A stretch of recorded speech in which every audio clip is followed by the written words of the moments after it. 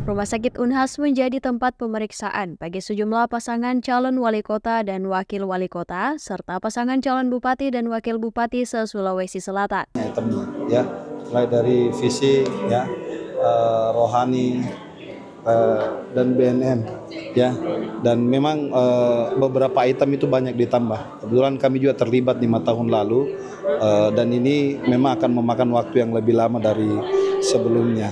KPU dan pihak rumah sakit bahwa untuk kami itu di jam 9. Jadi alhamdulillah ini saya bersama calon wakil bupati Bu Hajat Satria Buhari ini sudah menjalani persyaratan yang dipersyaratkan, misalnya puasa minimal 8 jam dan beberapa larangan yang harus kita hindari. Selama 3 hari, tiap hari itu.